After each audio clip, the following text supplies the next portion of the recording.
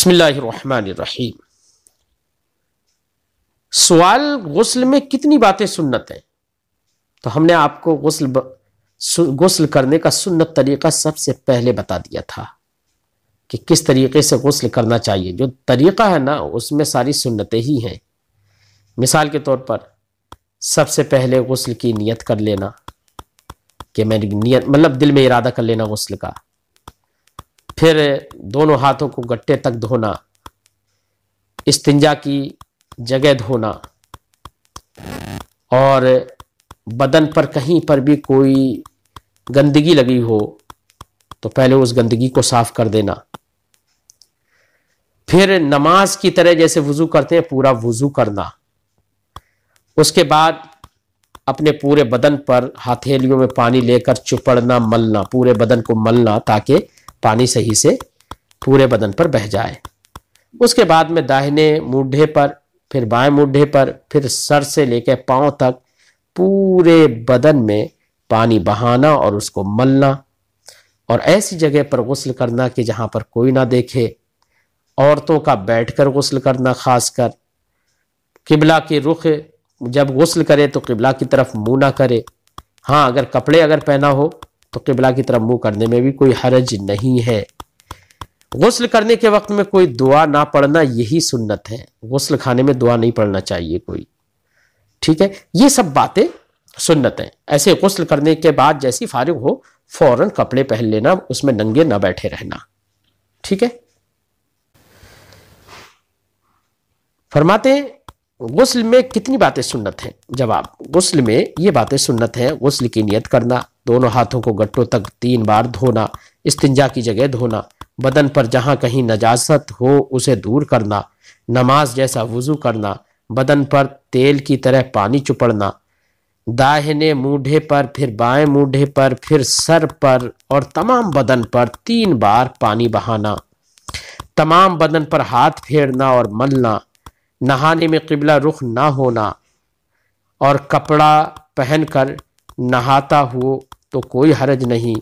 ऐसी जगह नहाना कि कोई ना देखे।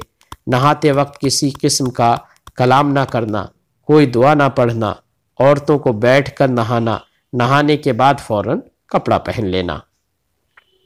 सवाल, किन सूरतों में गुस्ल करना फर्ज हो जाता है? मर्द औरत पर गुस्ल कब करना फर्ज होता है, यानी नापाक कब हो जाता है? जाहिर बात है नापाक अगर हो जाएगा तो गुस्ल करना फर्ज हो जाएगा, लेकिन नापाक कब होता है, किन चीजों से नापाक होता है, उसके बारे में सवाल है। तो बेटा बिल्कुल जाहिर है, माद्दे मनविया पानी, जिसको ये कहो कि मर्द और औरत के अगले के मकाम से शहवत के तौर पर वो पानी निकले जिस पानी से बच्चा ठहरता है, उसको मनी कहते हैं। तो शहवत के साथ उसके निकलने से नापाक आदमी हो जाता है, मर्द और औरत दोनों नापाक हो जाते हैं। ऐसी ख्वाब में इस तरीके से ख्वाब कोई गंदा इस तरीके से देखा कि मर्द हो या औरत हो, उसका इस तरीके से शहवत के साथ ये पानी निकल गया, तब भी गुस्ल वाजिब हो जाता है, फर्ज हो जाता है। ऐसे ही मर्द और औरत हम बिस्तर हुए और मर्द के उज़्वे खास का अगला हिस्सा औरत के शर्मगाह में दाखिल हो गया, तो इससे भी चाहे डिस्चार्ज हुआ हो या ना हुआ हो, दोनों पर, मर्द पर भी और औरत पर भी, दोनों पर गुस्ल फर्ज हो जाता है। ऐसी औरत को अगर माहवारी मंथली पीरियड्स अगर आते हैं और वो ख़त्म हो जाते हैं तो गुस्ल करना फ़र्ज हो जाता है, क्योंकि मंथली पीरियड्स से भी औरत नापाक हो जाती है। जिसको शरीयत के लफ्जों में हैज कहते हैं। ऐसे ही निफास का खत्म हो जाना। निफास वो ब्लड होता है जो बच्चा पैदा होने के बाद औरत को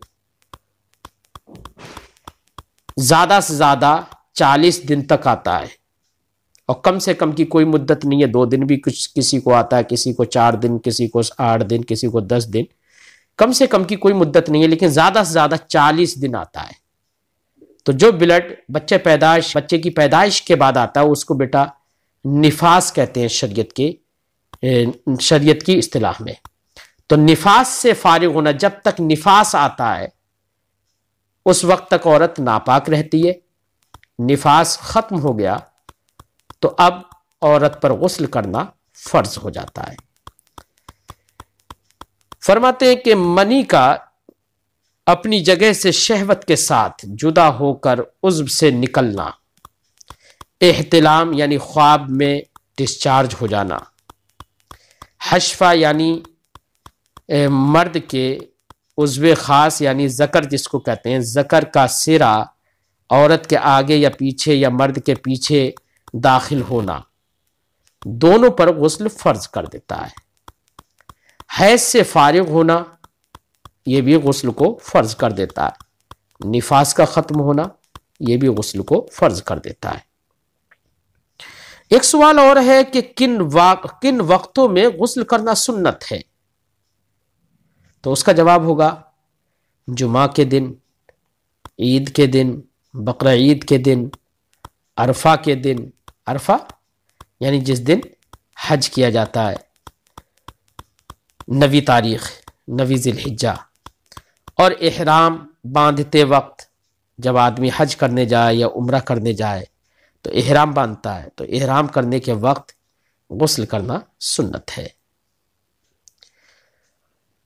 किन सूरतों में गुस्ल करना मुस्तहब है यानी अच्छा है, बाइसे सवाब है, तो उसका जवाब ये होगा कि मकाम अरफात, मैदान अरफात में जब हाजी ठहरे, वकूफ़ करे, वकूफ़ अरफात जिसे कहते हैं, तो उस वक्त गुस्ल करना मुस्तहब होता है। ऐसे ही एक मुज़दलिफ़ा का भी मैदान है। अरफात के मैदान अरफात में ठहरने के बाद फिर हाजी लोग मुज़दलिफ़ा के मैदान में जाते हैं, तो मुज़दलिफ़ा में जब ठहरते हैं तो वहाँ पर ठहरने के वक्त वकूफ़ मुज़दलिफ़ा जिसे कहते हैं यानी मुज़दलिफ़ा में ठहरना, तो वहाँ पर भी गुस्ल करना मुस्तहब है। हरम शरीफ की हाज़री के वक्त भी गुस्ल करना मुस्तहब है। सरकारे आज़म सल्लल्लाहु अलैहि वसल्लम के बारगाह में हाज़री के वक्त भी गुस्ल करना मुस्तहब है। सरकार यानी गुंबद खज़रा पर जब हाजिर हो, सरकार के रोज़े पर हाजिर हो, तब भी गुस्ल करना मुस्तहब है।